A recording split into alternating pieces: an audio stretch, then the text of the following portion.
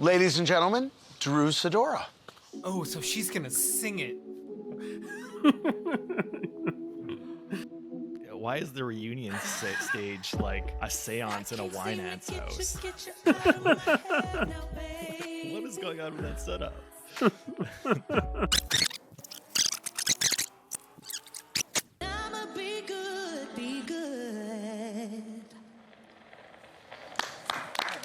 Wow.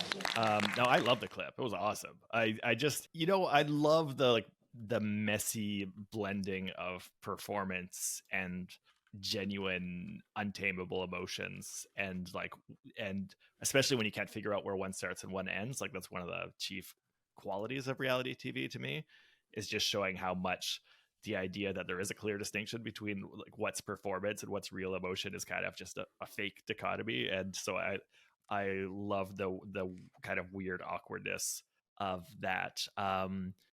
Not down with Andy like mugging for the camera and then being like, she's singing to him. I don't know. I kind of appreciated like what Andy was doing there. He needed to give people permission to laugh. Like, us as viewers at home needed like permission to awkwardly relieve the tension. I get it. That's his job, but I rather just stay awkward.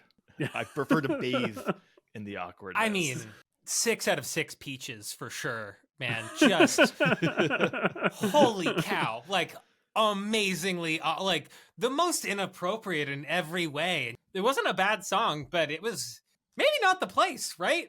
Maybe not the place. Wow. Like, the bravery. So brave. This is the first time we've had this like breakup ballad that I can remember, and to get it like directed, like sung to the subject of it is just such an amazing moment. To get that to on see TV. his face, like hearing it for the just watching he was him like dying boil. on that stage. Yeah. Which is surely what Drew wanted, right? she gets to have like a real life, sort of real life, between quotation marks, like musical number moment.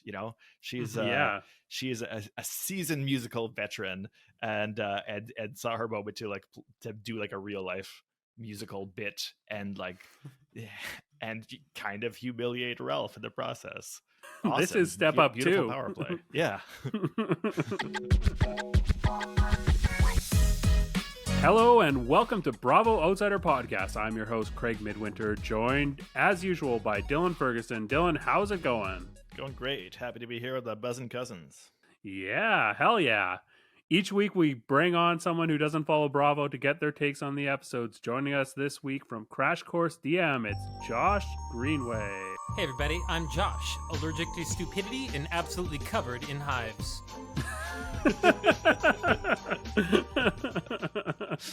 Wow, that is excellent. I'm going to say that is a Lisa Vanderpump tagline. Oh, that is exactly who, yeah.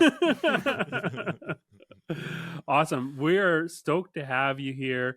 Tell us a little bit about yourself and the podcast that you host. Absolutely. So I'm Josh, obviously. I have no idea what I'm doing at any point in time, especially with my podcast. The whole bent there is it's a Dungeons and Dragons live play / documentary where me, the dungeon master, I don't really know how to play or be a DM. I just kind of had that arrogant thought of, I bet I could do that. And I thought it would be funny to document the process in a very public way and give people an opportunity to give me their feedback and kind of incorporate that as I go. And then just me as a person, I'm very like goals oriented. I actually do want to get better as a DM in this. And so it'll be a fun journey to see how things progress and maybe I'll get out of my own way and get good at it, sort of a deal. Awesome.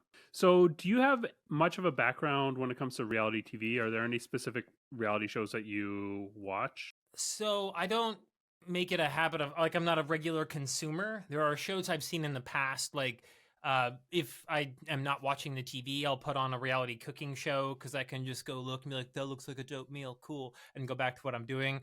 And then I've seen episodes of Inked, and that is real spicy. But yeah, that's about as far as I've got into the reality TV world. Awesome. Let's talk about the episodes of Real Housewives. We got a lot to cover, so we're going to talk about Real Housewives of Salt Lake City, Real Housewives of Orange County, and Real Housewives of New York today.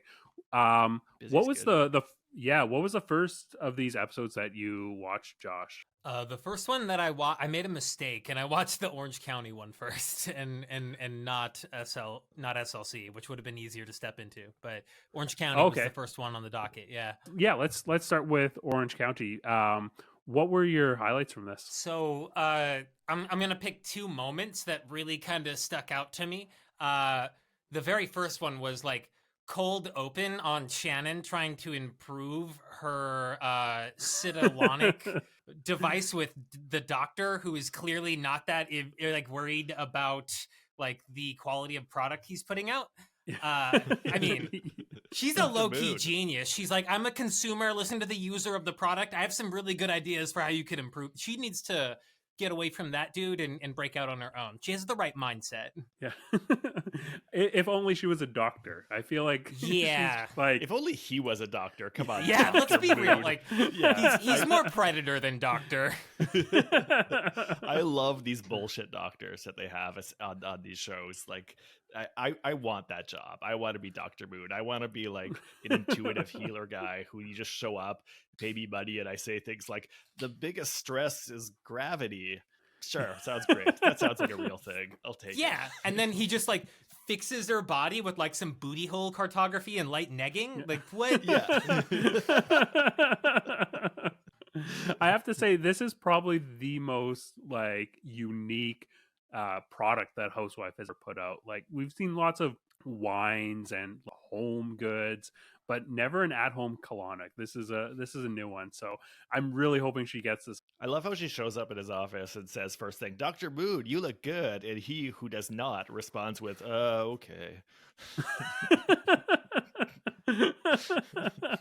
Yeah, he's used to the cheap sell. He doesn't cut any corners, so he's like, well, you do not. Yeah. But no, yeah, amazing. That one really, like, just way to start the series for Greenway. Yeah. Holy cow. And then another thing that stuck out was when later in the episode, Ryan met Jennifer's mom for the first time somehow, which doesn't feel like that should have been possible. And I've never seen somebody try so hard to throw themselves under a bus, or at least that's how it was edited. Like, are you super uncomfortable right now? Let me just talk to you about how unfaithful I was, and we'll just get all this out of the way. Like, whoa. Yeah, this was a standout scene for me too, especially how often Jennifer's mom had to like bring up how great of a husband her ex Will is. Like multiple times just mentioning like he was a good husband, and Jen's like, yeah, he's a good man, and her mom's like, he was a good but father. he was a good husband. Yeah, specifically husband. Yeah. I also love how like Jen teases the idea that Ryan's not great with fashion, and then Ryan shows up looking like he bought the 6 ugliest jackets he could buy, cut them apart, and stitched them together into an even uglier jacket. Like, he's in the fake it until you make the fake it part of fake it until you make it, to being the guy who can dress so fashion forward with ugly clothes it looks good. Yeah. I don't think he's gonna get there. There was a few like strange fashion moments here. Terry Dubrow, Heather's husband, got called out for wanting to pair a like red tie with a pink pocket square, Polka dot like pocket that. square. Yeah. But nowhere near as egregious as Ryan's moment. At least Ryan's like leading into it. That's like his personal style brand is hideous. It's somehow more offensive to just have like a pink note and a red note, just be slightly off. Like, that's true. It's at least kind be of more aware of cool it to just and lead power into clash. it. Yeah, exactly. Yeah. There's a little bit of intent behind Ryan's. Like, he's not intentionally trying to be bad, but he's intentionally trying to be something. Edgy, so yeah, at least he's not like pulling stuff off the rack and just kind of like... Which is what most of the guys do on the show, to be honest. Yeah. Just like the most bland outfits. Like, I guess on some level, absolutely horrible, disgusting bullshit on your body is better than being bland. But when I say it out loud, I don't believe it. On paper it doesn't work. Yeah. But when you say it out loud, it also doesn't work. Did you have any other highlights from Orange County? Let me see here. Oh man. So I like my first exposure to Jennifer was like her and her talking to her mom about the kids kind of coming home soon and trying to be like more momly in between things, and then they've randomly decided to make cookies, but she's never made cookies before, and she's gonna do that from scratch real quick before the kids get home in 10 minutes or whatever the time frame was. That just felt unnecessarily insane. That's a clear cookie rookie right there. We do have the same measuring cup, so that's cool. Twinsies. Dylan, how about you? What were your highlights from Orange County? On the subject of Jen's mom, I just really like her Okie accent, so I'll just shout out to that. I do think Heather, good on Heather for getting her own channel on Fireside. That's it's a big step up for her. Of course everybody's she can Instagram live now. Everybody knows by now that everything that the famous Fireside app is capable of. So it's really cool for Jen or for Heather to take part in this platform that's content that's not just shaping culture, but it's driving commerce. It allows for interactivity in a way we really haven't seen from other platforms. Have you ever heard of anything so SEO friendly as HD Network? I mean, come on.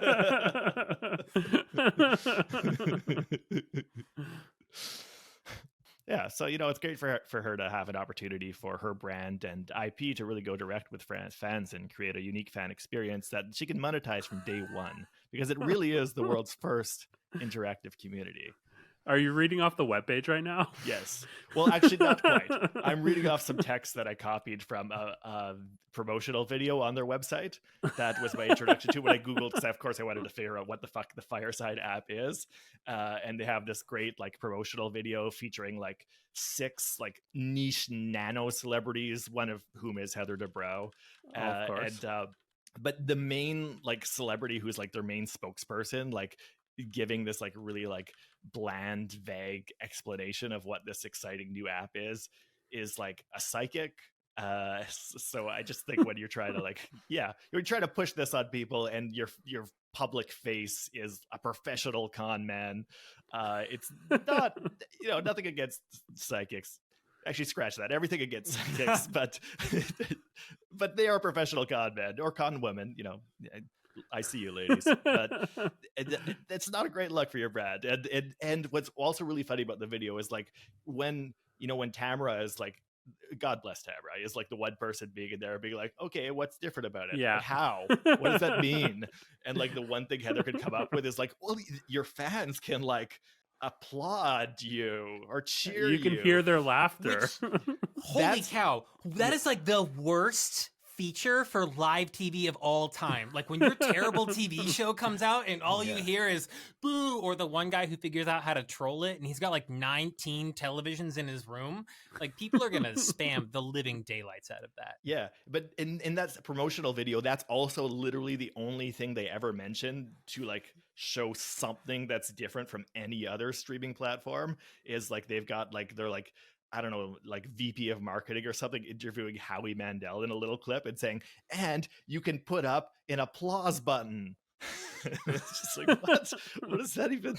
Why would you want that? What does that mean? And why is that the only feature you're mentioning and this whole video? So yeah, great that she's part of the Fireside app. That's going to change the world. It's going to revolutionize everything. Very Definitely excited. isn't a white labeled TikTok. Yeah.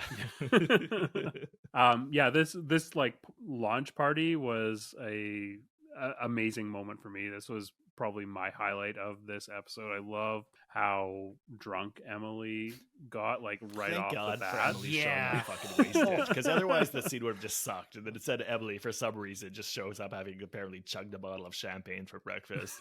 Starts eating the same way a guinea pig does at the table. God bless her. I like that she ended up having 4 drinks on the go before they got seated that were half finished on that little cocktail table.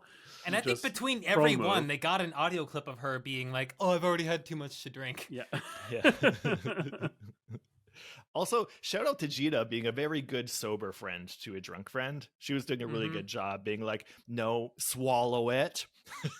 You know? Yeah. Also, what a brilliant walking facial expression for that entire scene. Like when they're sitting around the table and she's just the eyebrows the entire time. Yeah. Yeah, I thought this was like the perfect moment for like self-insertion. Like I feel like I have made Dylan a Gina to my Emily situation at some point, being And vice like versa. yeah. Yeah, but like just being in that situation where, you know, you've got a friend that is like too drunk, and it's like, I know that I'm not going to be able to like redirect this. I've just got to, you know, kind of try to manage the situation is so funny and so relatable. Yeah, I've definitely had my moments of being like, please check EmilySimpson.com. You can hire me. What other highlights did you have here, Dylan? Just a quick note that while I'm kicking Heather while she's down, it is like it is such an annoying, aggressive thing to ask if somebody's coming to your event, specifically the way Heather does when she texts Shannon, like, are you going to Texas or are you coming to my thing? Like providing like A or B options without like an option for like just saying, no, I can't make it, is like just an unnecessarily aggressive, overbearing way to talk to your friends. It's like getting instructions from a boss at a corporation, you know, like Yeah. you don't have any outs. Here's your decisions, employee. Yeah, it's like saying, are you coming into work or do you have a doctor's note? You know, like it's being too aggressive. Yeah.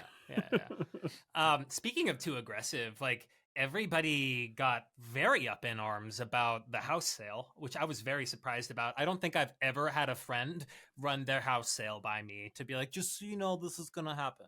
Yeah. Is that like common on the show? Do the housewives all run the house sales by each other? I'm an apartment wife now. Yeah, I like, it's not particularly common. It is common for them to just like use whatever to, you know, leverage that as an opportunity to maybe have a pile-on from the rest of the wives. We saw that happen, like a similar situation happen in New York, where they're just trying to like stir something up. This was easy. I feel like Heather's just getting owned strategically this season. This has not been very good for her. Also, I feel like the way that like we've been getting the exposition around this sale from her and Terry has been so stiff, and it's so funny that her like main goal that she's articulated this season is that she wants more acting jobs, because every time that she's on screen to try to like drive the plot of this house sale forward, it is so stiff, where she's like, oh, by the way, we close tomorrow, Terry, like I'm telling you this right now in the middle of the party, as if we don't already know. You didn't believe their super cool dance party about the house sale overlaid with all the drama? Yeah. it's so stiff, and I don't think that anyone's going to be knocking on her door for more acting roles like she's expecting from this. Yeah, just wait till they see her on Cameo. I mean, Fireside, or that'll do it. Quibi, what are we doing? Yeah. Speaking of like sort of like trying to draw up turmoil, something I wanted to ask you guys if this is accurate. I get the impression that like, especially from them sitting at dinner in Mexico and the ladies kind of trying to air their dirty laundry, it seemed like Tamra was specifically brought around to be the person who is like just stirring up the shit to make everybody else like start catfight. Like that's the only thing I saw her do the entire dinner. Or she was laughing behind her napkin at the reactions. Yeah. That's why she has a spoon in every pocket. That's yeah, she's got a spoon in every pocket. That's right. She's like particularly good at that. So she has been on, like, she joined Real Housewives of Orange County season 3 or something like that, and she is really kind of a genre-defining housewife. She made Modern Housewives what it is, so she's like particularly good at that. And this is her first season back after being on break for a couple seasons, put on pause, as she says in her tagline. Now she's ready to play. Yeah, now she's ready to play, and we're seeing it, and we're reaping the benefits because she is so good at stirring that up. Yeah. One of the things that was really interesting about that scene that you brought up is the fact that everyone was kind of reluctant to bring it up. So Tamra just brought it up, because I think that, people that have a bit more sort of skin in the game, they need to be thinking more strategically about their social position within the show and the friend group. Um, they aren't necessarily going to want to be the person that brings this up and being seen as just like stirring up drama, because that's something that someone can turn around, just like toss a label on you and kind of use it to downplay any future issues that you might have that are a bit more legitimate. But Tamra doesn't care. She's going to bring it up and stir it up. She makes a decision quickly, and learns to adapt with the consequences very quickly.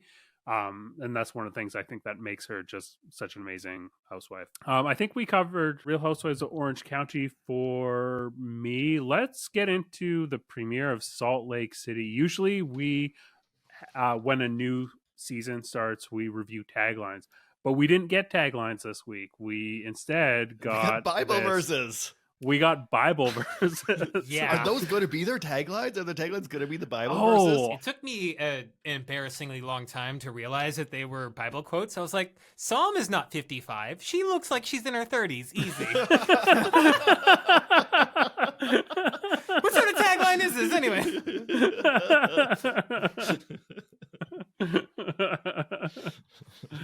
What were your initial thoughts on this episode? I feel like getting this introduction would be a real you'd get whiplash coming out of And Real what an Housewives of Orange introduction. County.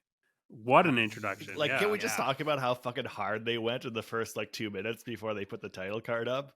That was insane. Totally. Yeah. It It starts was off amazing. as a found footage horror movie, a very good found footage horror movie, and then immediately goes into epic footage of this snow drifted streets and people and the women in slow motion gazing at each other over their shoulders with really heavy Bible quotes. I don't know why the editors thought they had to cook like that for the intro to season 4 of The Real Housewives of Salt Lake City on Bravo, but bless them for doing that. It felt like it was ramping so much that I thought that cameraman who was bored at the beginning and went to grab the camera, I expected him to go over the edge of the balcony where somebody had fallen or something. I was like, she's freaking out right now. Yeah. I was picturing the editors if you ever see a promotional clip for a hip hop album where they've got all the producers in a studio and they're passing around a spliff and just really feeling it and just making eye contact and nodding their heads at each other and vibing. That's how I pictured the editors when they're cooking up that intro in their suite, because they were feeling it so hard. I thought it was perfect the way that it was executed, because we got this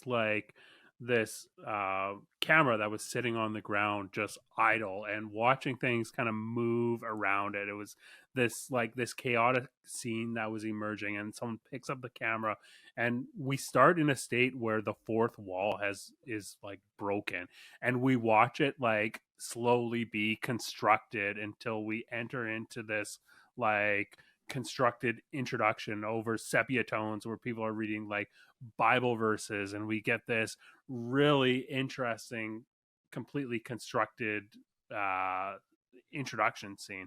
I thought it was beautiful to be able to watch this fourth wall be constructed before our eyes. They could have ended the episode after the title card, and I would have been bravo, Totally. 5 stars. You know what it makes me think of, especially is playing it back in my head as you describe it, is in every good heist movie or superhero movie when they're suiting up or they're getting back into shit, it was the production team was going through that. They're flipping their Superman cape on and getting out the window or something.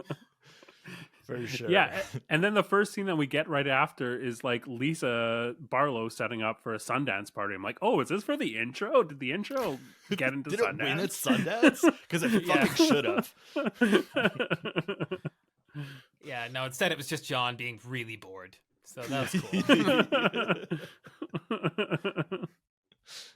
And then Lisa being I think it's really important we're all together, except if I'm getting a text message. Yeah. Yeah. What I love about John's reaction there is you can tell that he knows that Lisa is going to change the topic at any second. So it's not worthwhile investing too much emotion into what she's saying, because she's just about to shift gears at any minute. Yeah, I loved how she was emphasizing the importance of family while constantly like getting distracted and reading off like text messages. I thought like it was kind of supportive the way that he was handling it though. Like he knew that he shouldn't like get too into it and just let her do her thing, because obviously this is like a historically very busy time for her. Like she's the Sundance queen. Yeah, so When the we get sun's to see dancing, her you know. in the like the role of, you know, doing her boss stuff. And I think Lisa Barlow is just such a fantastic housewife, so I love seeing her in like boss mode. Super visceral, like it's so real too. Like we all kind of have to balance that, but it's that magnified times 10, kind of with all that stuff. And then she's like, I don't know why my kid feels like he's different than me and his dad, which is heartbreaking. Yeah, So it's like it's interesting to see, and then also like, why don't you see it? yeah.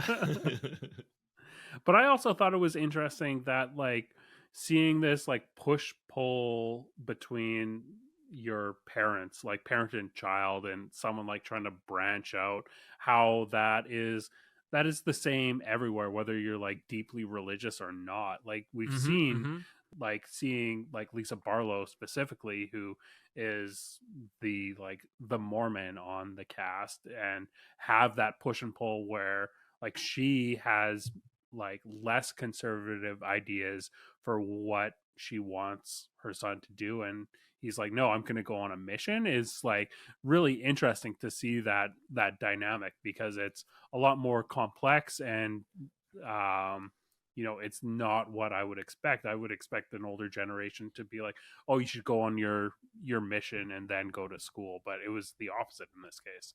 Yeah, and like respect if that's what you're doing, but also like if that's just like a really sick cop out, like mom can't argue with that either. Like if he's just like, I'm not gonna go to school, like that's what I was kind of thinking too. Like this is like a handy card he has in his pocket to play. If he's like, I just want to like kind of drop out for a while, smoke Jesus weed, hang said, out with Mom, my buds. you know. You can be like, it's a mission, Mom. You know what that is.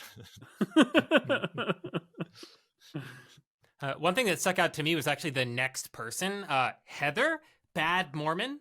What an amazing book title, even better band name, and I think she should consider that. But loved her intro to everything. Like she was like one of my favorite people immediately. But I did not for a second believe she was actually shoveling that driveway. Yeah, she like we see her at first. I don't know. She's shoveling snow in like a fur puffer jacket and heels.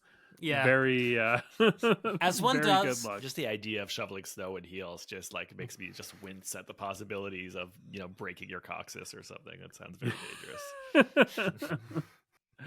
dangerous. Josh, what other highlights did you have from Salt Lake City? Let's see here. So I mean, the entire Fresh Start party was just what a fresh start on drama. Great job. You nailed it, ladies. I mean, just 6 out of 6 snowflakes for sure. That's my thing now, I guess.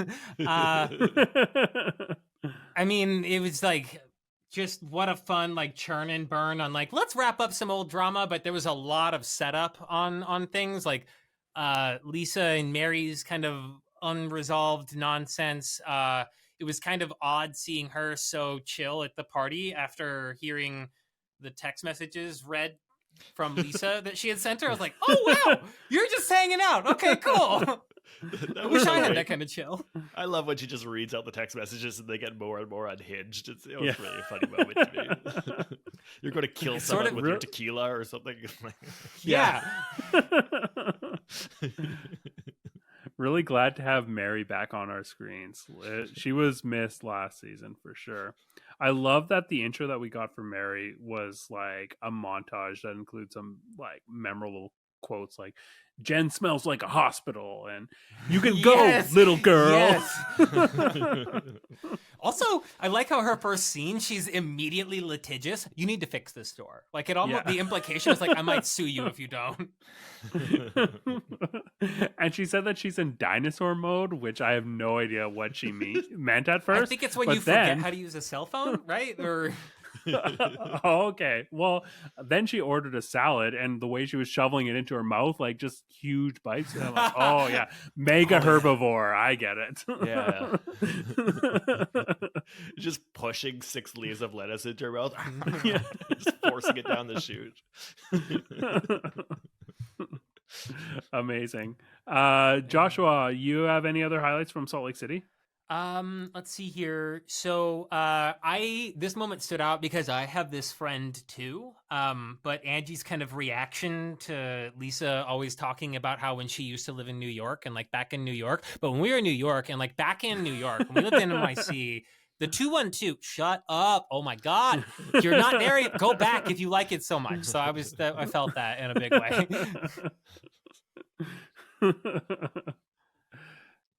Dylan, what about you? I don't know why it's a big deal to have like how much DNA there is in like a bathtub. Like if there's a lot of DNA in a bathtub, that doesn't mean it's like gonna make you sick. Like, is this fucking Gattaca? Who cares if there's DNA in a bathtub? I don't understand what the issue is there. I don't know. Yeah, I feel like we need to address the rumors that the Brav Bros podcast has said about us taking baths together. It's fine. Yeah, it's normal. And if you want to see us do it, you can see it on Fireside. We've got a new channel. There's a lot of soap involved. Together. I can vouch. We tell you when you need to applause. Don't worry. You don't have to guess. And it does help a lot. The applause meter is crucial. Yeah, that's how we monetize the channel. Mark Cuban's going to shut us down if we don't get enough applause. Lisa's jacket at the party was a highlight. She just looks like somebody who's like selling the worst drugs at a music festival. Yes. Oh, and that was one of Mary's old jackets, I think, is what they were saying. Oh, I think I missed that part, but that makes sense. That makes a lot of sense, actually. Yeah. It was basically the only thing Mary liked about her being there. Yeah. I don't know if sushi nachos is a thing that like at other restaurants. I've never heard the term sushi nachos before, but it sounds horrific to me. It just sounds like a really bad idea. That's the whitest thing of all time, right? Like there's no way that totally. Yeah. They didn't really show like a close-up of it, probably to like spare our eyes. Yeah, I don't think they could get a good shot. I was really curious about what that would even fucking look like. It sounds very weird.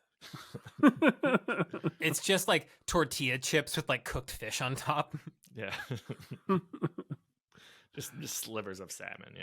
Yeah. I like that this restaurant, I think it was called Bahama Bucks, which is like another very white sounding restaurant. What's really funny is that is in Phoenix where I live, that is like a shaved ice chain for desserts. Maybe they cater too. You never know. Yeah. Some franchises have different ingredients, And they got the waiter from Bahama Bucks to like referee the snowball fight at the end, which was amazing. I will say that snowball fight was just the best way to end like an episode and probably a day in general. I'm sure that was so cathartic. And I love that we got the like for the new housewife Monica, we got like an elf edit where she's like hucking the snowball so fast. And then the cutaway to Mary sitting inside like, wait, are they really having fun up there? Yeah. Like she made the wrong call, but it was too late. I don't really actually know Salt Lake City. I'm a newcomer to the show. So one of the things that struck me right off the bat was that they all have like a really unique cadence. I think the way they speak, they all speak in a really interesting way to me. So that was just kind of a general note to me. They all speak in an odd way. I find that I found really entertaining. Can you impersonate it? Like if you had to do your best SLC wife accent right now, like how would it sound? Oh, I couldn't, honestly. Just gonna say no. Oh man, okay, that's fair. I couldn't do one either. If I'm being honest, it would just be offensive Valley Girl. So yeah, but there's a very like halting way to the way they form their sentences that I was just like, I feel like I've never quite heard like everybody speaking with this sort of cadence in the same room before. This is very, very interesting to me. But it's also distinct, like the way that Lisa Barlow talks and the way that Whitney talk are so different from each other. Yeah, for sure. And I don't know, like I assume a lot of them come from other places. I don't know where Lisa comes from originally. No, I do know she comes from New York, right? Yeah. I thought it was Upstate New York. Yeah, it was very Midwest coded of her to order a Diet Pepsi and a cocktail at the same time, right? That's something I've learned Yeah. recently. I thought Whitney had a good like episode of like standing her ground and like being very confident, and had a good line about like, I don't know what vacation rental you're currently staying at, but I assume that you are just like plastic wrapping the furniture to get your deposit back. I thought she delivered that pretty well. And she has a confessional look where she looks like a mummy in like a Christopher Lee movie, so that's cool too. There were some really good confessional looks. I think it was it Angie who had the Britney Spears "Oops, I Did It Again," like basically the exact same, like the high pony and the like tight fitting red shiny thing. Oh yeah, I hope she brings out like a python, an albino python for like one of the moments. That'd be cool.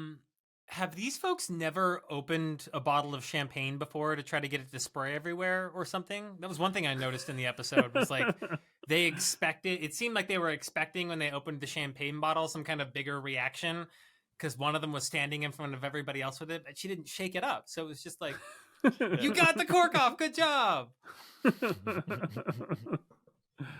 Also, nobody read Heather's book. That was I mean, come on, what do you expect? Yeah. How much do you think even Heather read when she got like the proofs from her ghostwriter? Yeah, right. totally. Yeah. I'm sure even she just skimmed it. Come on, be real. yeah, that's fair. She's read just as much as they have. She set herself up for asking that though. Like, of course nobody read it. I'll buy a copy, Heather. I'm sorry. I just felt just get the audiobook. Yeah. Split the difference. Yeah, no, I was gonna ask Dylan what your thoughts were on the new Housewives, but I guess since this is your first season watching, they're all a little they're all new to me. Like I know Lisa a little bit just from, I don't know, things I've seen online or whatever, and I've got to know Heather and Whitney a little bit from the recent girls trip. Right, that we covered a bit, so I've got to meet them. But otherwise, yeah, they're basically they're basically all new to me. Monica's new, right? That's a new one. Monica's new and Angie is new. Right. A lot of promise there. Monica especially is like just like seems like a very like loud blabbermouth, and that's very promising. I really like her energy. Yeah. The fan base has already like started to dislike her, which is a very promising sign to me. I like her that much more. Team Monica. I think it's very like fantastic casting on Bravo's part to cast someone who was like a federal witness in the case against a former housewife who is now behind bars. Great move. Just a pro move. Yeah. Like, especially somebody coming in cold on all of that, like getting the sort of spicy reactions to all of that, while they also eventually explain what the hell happened that they're all talking about. It was some premium drama to sit in. Yeah, and it was such a complex relationship that is hinted at between her and Jen Shaw. Like, she obviously had like an adversarial relationship at the end when she's testifying against her in court, but also all her information comes from Jen, and she's like, oh, well, Jen never said anything nice about anyone, so I'm just gonna try to go in fresh. But all their dark secrets are heavily weighing upon my mind. It's just such a ominous thing to say in a confessional. I loved it. Yeah. Great phrasing. Like she's in like an Edgar Allan Poe story. Really good stuff there. Any other highlights from Salt Lake City, Dylan? No, that about covers it for me. All right, yeah, I think that about does it for Salt Lake City for me. Let's finally get into Real Housewives of New York. Josh, what were your thoughts on these housewives? So this was the season that I thought was the most like what I expected from like Real Housewives. Like I got the taglines and more of the title card stuff, and the pacing from a production standpoint was not as hectic as I felt like some of the other ones were. So it was an interesting, like, different show to watch. It almost feels like there's a different like team maybe working on it or something. So it was a lot easier to follow than the other ones for me, for sure. Yeah, totally. I mean, this is a trip. They're on their first cast trip of the season, so they're all kind of locked up and can't really do anything. And we get to see them in close quarters over an extended period of time, which is always interesting because it's a contrast to, like you say, a standard episode like we got of Orange County and of Salt Lake City, where we see them a bit more in isolation or grouped off or whatever. There's no way to escape conflict for the most part. Yeah, and you could definitely see that bubbling up a couple of times through the episode. There were, I can't remember which ones off the top of my head, but it was like Jessel and Sai in particular. There were a few times during it that I could tell they were like, "Why are we doing this right now? Just stop!" And it just was not gonna stop. Yeah, totally. What highlights did you have from this episode? This was definitely the episode that I took the most notes on. I was like, why is this happening? Why is this happening right now? It seemed like they're so it kind of opened on. I mean, one of my highlights was definitely Ubah's tagline: "My secret ingredient, darling, it's me." I don't know what to do with that. That's like KFC telling you that the 11 herbs and spices are all just like flour. Like, I don't think it helps the brand. So it's just like, of all the taglines, I was like, yeah, that's not a good one. Like, it's not helping you. Where at least like Brynn was like an awesome casual monster. Like, I love to laugh, but make me mad and I'll date your dad. Like, that was cool. You know, she took a positive stance. A highlight was definitely getting the taglines. I was ready for those. What a weird jump from Jenna, you're trash for not sharing your real name with us, to be careful, Jenna, there's a lot of bones in that fish. And just the whole conversation about where Jenna was at emotionally and like how she needed to check in with the other housewives is wild to me. Yeah, really fascinating moment there. The way that everybody's kind of circling around Jenna, like ready to criticize her, but also being like, but we want to love you more. Like, we want like more of your side of the story because we just love you so much.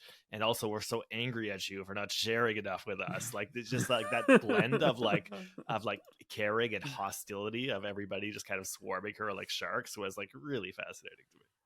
And then like Jessel, right before that, they like asked her to tell more about herself and they all tuned out immediately, and all of their talking heads were like, what a fucking like all about herself. That was a really like bitchy edit they gave her though, because like you said, they're literally like, tell us something about you, Jessel, you have to share more, and then immediately transition into the look at her blabbering on edit with the crossfades and like the check this bitch out music's playing, and just all the reaction shots of them being like, oh my god, is she actually telling us about herself?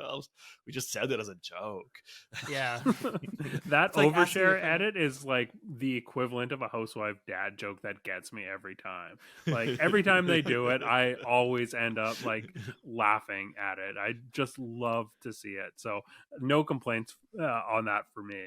Yeah, to be fair, like it's not that I don't understand the reaction. Like, when they do have a clip of her being like, and then my uncle was discovered by, like, why are you talking about your uncle? Who fucking cares about your uncle? And I do kind of get where they're coming from, even though I thought they kind of did her dirty, both the editors and everybody around here. But I do kind of get where they're coming from when she like kind of wants to join in the whole like, you know, I had a rough upbringing too, thing, and nobody quite believes her, and I don't know what her upbringing actually was, so I don't know the facts, but I do get why they're suspicious, because I am too, because it's like Jenna says, like, well, it's the English accent. It's not just the English accent, it's the type of English accent she has, right? She's not talking like fucking Eliza Doolittle there. She's talking like, you know, I hope your mom's ashes are at least in a Chanel bag or a Hermes bag. Yeah. She has a very entitled sort of English accent, which not fair to judge her solely on that, but you know, it definitely does seem to tell you some things about her. Also, compared to the SLC episode, which also only had one brand name drop, way to use it. I love it was in the context of mom's ashes and not random purse by the table. Yeah. I did think like Sai's story actually really got to me. Like, I was a little misty-eyed. Like, it was a very good totally emotional moment. Like, the specific details, you know, them drawing the eyebrows on the park bench, you know, those details were really like really was like very, very emotional to me. So to Good have story, well told. good story, Yeah. well told. I mean, bad story, but like I know we know what we mean. Effective story. Yeah, we know what we mean. But it was like a funny like hard cut to switch to Jessel making that comment about like a Chanel bag afterwards. Also, the car ride after dinner.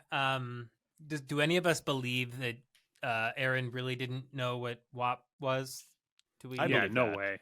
I believe Oh, that. no, She's I don't square believe as it. fuck. Yeah. I think. But like, if you were like walking anywhere with a radio in it, or playing like on speakers in 2022, I mean, Yeah. WAP. It was a It cultural was- moment. It was, yeah. like we It all was had a also WAP for a during- minute. It was also like during the pandemic, I think. So I wouldn't like blame somebody for like just not paying attention. Actually, no, wait. All you everybody was could paying do is to pay pop attention. culture, but Yeah, exactly. Yeah, that's all you had to do. reverse it. I don't. Yeah. She Yeah, had never one mind. job. Okay, you're convincing me. Yeah, she's faking. But also, like, who was it? Was it Sai that said like if she doesn't know what WAP is, she listens to ABBA. Like, Yeah. those aren't mutually exclusive. Come on, us people who listen to both Megan Thee Stallion and ABBA need to have some respect. If you wanted to make that comment, you should have busted out the Grateful Dead, which we know that at least Abe listens to, and presumably her. That would have worked better. And if anybody thinks that Megan Thee Stallion doesn't listen to ABBA, come at me in the comments. Let me know, because I'm pretty sure she does too. I'm absolutely sure she does. Yeah, convinced For sure. Prove me wrong, Megan. This dinner scene, I thought we got like a lot of housewives starting to show their maturity within the show. So for some context, Josh, this is like a reboot of Real Housewives of New York. All of these housewives are first year housewives, so they don't have the deep background in the game that you typically get from other shows.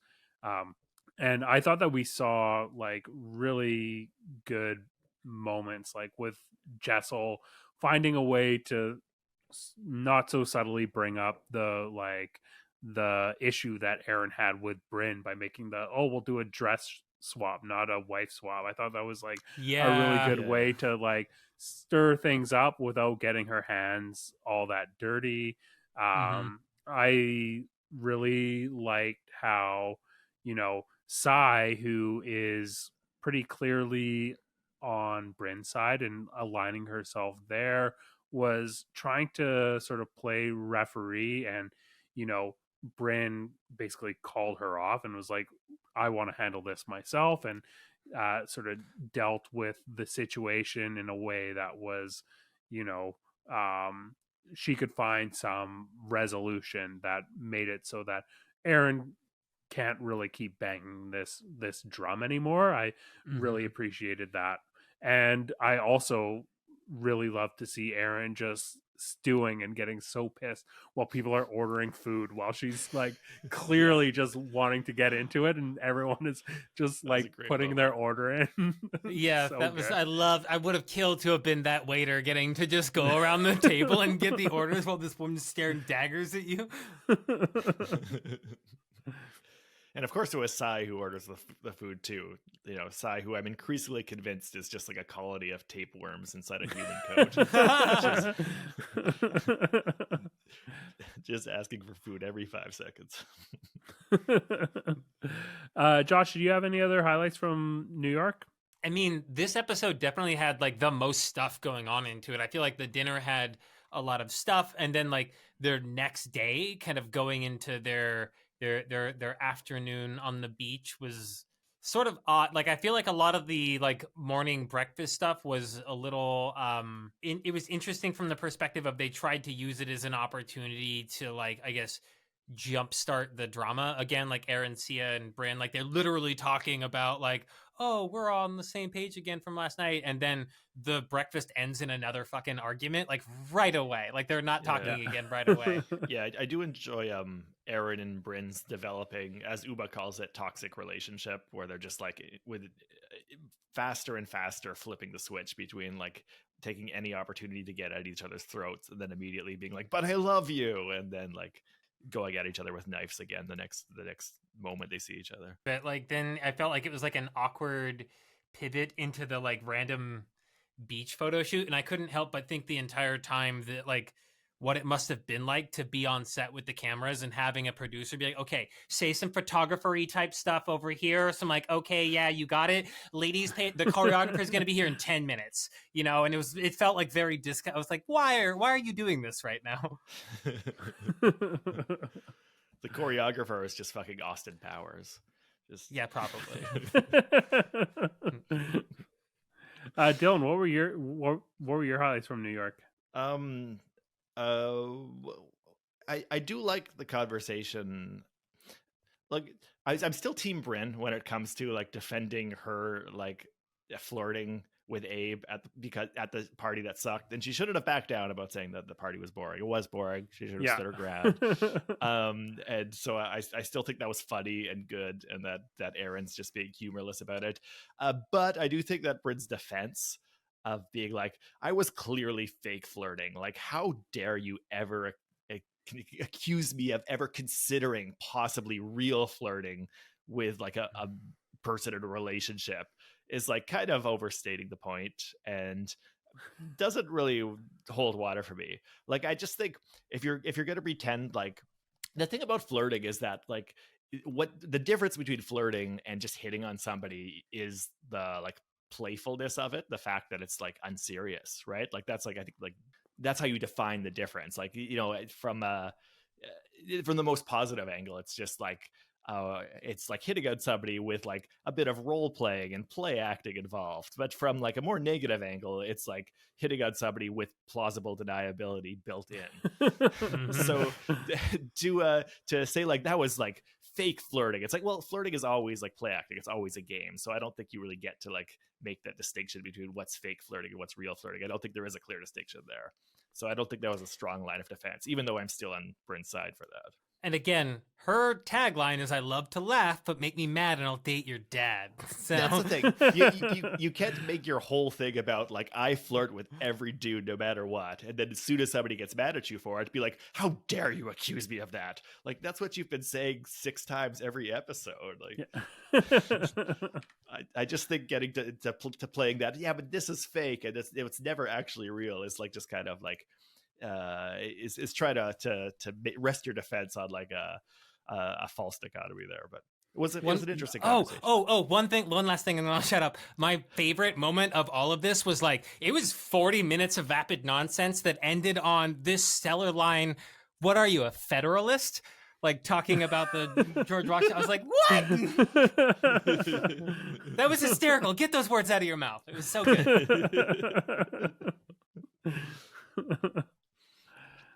Dylan, did you have any other highlights from New York? Ubah is a highlight. I didn't expect her to take Erin's side. That was unexpected. But you know, good for her to take kind of a different position than the other girls.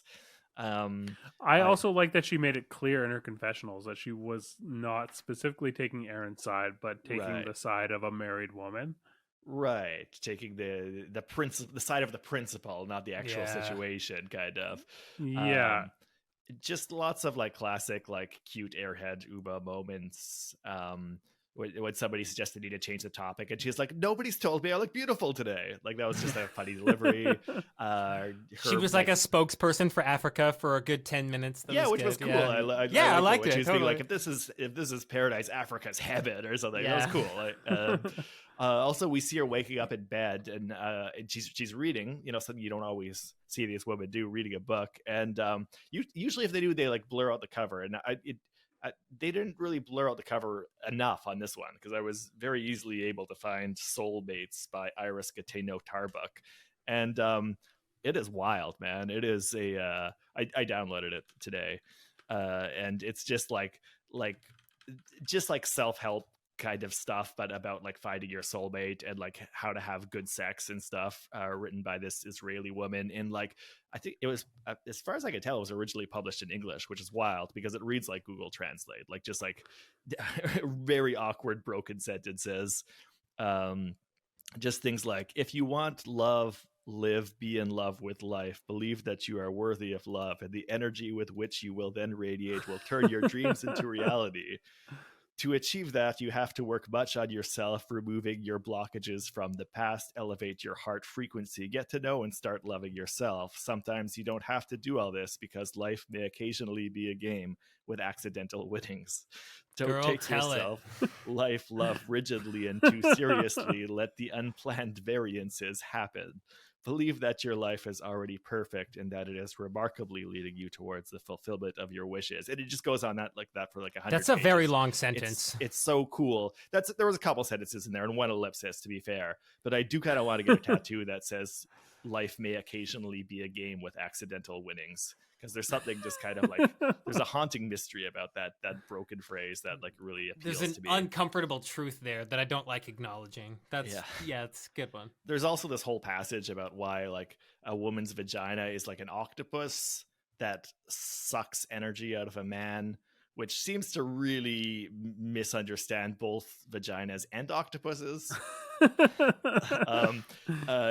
Obviously I've You skimmed sure you don't through want to it, get that one tattooed? There's room for both. Anyways, I was pleased because I would expect Ubah to read something this fucking weird, and it's always nice for me to have like a glimpse into like what some of these weirdos read, because like for another show I was doing, I was like researching some stuff that used to be like published in America in like the 1600s and 1700s, and like tracks about like theosophy and things, and like weird pseudo philosophical things that people used to publish all the time and used to read, that are just going on like vibes and dreams about like, this is my conception of the world. And it's just always cool when you come across something and you realize that kind of shit never stopped. You just like, it's just not part of the things that you're used to paying attention to, but there is a whole bunch of other people out there who are reading like all these like very strange, like, you know, vibes based pseudo philosophical self-help books. I appreciated opening that little trap door and falling down it for a couple hours. So thanks, Ubah. Thanks for that. And what was the name of the book again? Soulmates. By There's a subtitle too, which is something about like finding love, and I don't remember what the subtitle is, but yeah. So check it out. I'm gonna be recommending that. What was that author again? yeah. Iris Gatingno Tarbuck. And Yeah, look out for her. the film We'll- adaptation on Fireside. Yeah, Any for other sure. highlights from New York, Dylan? No, not really. I mean, I think we pretty much covered all of it. Yeah. Yeah, I think that about does it for me as well. The one other thing that stood out to me is that I was absolutely shocked on the drive home that Erin mentioned that she's the youngest one of this group. Like, I don't know, were you guys I missed that surprised one. by that at all? That's Not really, to be honest. I mean, Brynn also seems youthful, but she's also said that she's 36 in a previous episode, so that didn't like blow my mind that she's the youngest. No. Okay, Who just did the you think was the youngest then? I would have assumed Brynn was the youngest, actually. Yeah, she's the other competitor, right? I would have guessed, yeah, Brynn or Ubah, Mhm. but Erin, I don't know. I would have put Erin as at least as old as Sai, probably older. Or Jessel actually seems younger too. So, no, yeah, I would have expected that Erin was oldest or second oldest, Really? to be honest. Don't let her hear that. Yeah, won't tag her in that reel, that's for sure. But you all look 21. You all look 21. Yeah. No, just like not so much the way they look, just the way that like she carries herself, just being so uptight. Sure. Yeah. The way she's married to a man who's a deadhead. Yeah. Yeah, yeah, exactly. But I guess one other thing that kind of came to mind while thinking about these episodes that we were covering kind of back to back is I am starting to come around to what Erin is bringing to the table as a housewife, and you know, Butternut the fact soup. yeah, Sorry, well, go on. she's she's very like unlikable, but it really comes down to like her hypersensitivity is what is her best quality as a housewife. She's Mhm. not likable, but she takes everything personally and is like really resentful of anything that anyone says. But I like another housewife that is like that we saw this week. We didn't we saw it kind of manifest a little bit on Real Housewives of Salt Lake City with Meredith. She's a very like hypersensitive housewife, and I just find her so much more likable, like immediately likable than Erin, and I can't really put my finger on why that is. Maybe Erin just needs more seasoning in the game. She also does give off a little bit of an entitlement vibe too, I think, which is part of her unlikability for me anyways. Like there's like a bit of a whiff of that but it is a good point that her sensitivity is like a valuable asset. It's something that the shows need too. You need sensitive people. You don't just need the stirrers with the spoons in every pocket. You need people with cups to be stirred. There has to be, people who react. Yeah, exactly. I do think that Meredith is maybe a little better at being nuanced and how she like leverages the social capital she's built up from the one fucking episode I've seen. Where I will say that it sort of felt like Erin was like brash maybe, or like more like on the nose with the way she's trying to like, I'm trying to make a problem right now, here's a non-issue. A little less delicate about how she like approached those situations for sure. I think you're like bang on with that. And also to your point, Dylan, I think that is maybe just a symptom of having been on these shows for a lot longer. Like Meredith has an additional 3 seasons under her belt, so she knows how to approach these a little bit better. But so we could see this happen as Erin becomes a little bit more seasoned. I think that about covers most of what I wanted to talk about this week. Did you guys have any other final thoughts? Did you guys have any reactions to the Ying Yoni commentary when they were sunning themselves? There's more of that like weird bullshit that I love, that like kind of strange, like mystical, like somewhat yoga inspired mindset. It's just like heavily mixing philosophies and religions of like, it's yin yang meets yoni meets a concept now. just picking some buzzwords from like Sanskrit and Chinese and just like giving them new definitions that just mean like live your true life and stuff, and then just kind of blending it all together is fun to me. So my reaction, just as long as you say it great. Like confidently enough, then you're good. 70% of anything is confidence, especially statistics. I loved it. She was just like, this is the thing, you should do it, and she was very confident in it. It was dope. And I just love the line, like, your yoni is your life force. You're supposed to let the yang, the sun's vitamin D's, penetrate you. Like, while she's got her feet up to the sky. Super awkward. Another, like, fantastic moment with Real Housewives of New York that I had in my notes here was the alternate reality edit that we got of Brynn doing her like that's something her I've sharing never seen before. And I don't think splicing in the clip of Jenna being like, by the way, my name is Judith, and the like strong reaction was so funny. It was that very fake? good. Was that like not a real? So it was like or? taking two actual clips together and like put them together in the edit to create this alternate reality. I definitely like laughed out loud as soon as that happened. It was very funny. I couldn't tell 100%, but I thought maybe it was fake. It was really good. Josh, thank you so much for doing this. Do you want to remind everyone where they can find you and your podcast? Yeah, absolutely. Thanks so much for having me. Again, for everybody, I am Josh Greenway. I am the resident dungeon newbie of Crash Course DM, available as a tabletop role-playing game podcast on all your favorite podcasting platforms, or on YouTube as well, under @CrashCourseDM. Awesome. Everyone check that out. Dylan, how about yourself? I'm going to mention again a limited 4-episode podcast series that I just wrapped up, The Devil You Don't. It's a sort of a history show about the New Jersey cryptid, the Jersey Devil, and its intersections with American history. So a lot of funny and weird stories from 300 years of history in that region. All 4 episodes are now available online wherever you're listening to this. The Devil You Don't. That sounds like some great inspiration for a Stephen King novel. I will have to message him. You should get on. Just let him know. Could you let him know I said that? Yeah, for sure. I'll credit you. Don't worry. We'll tag them in the show notes.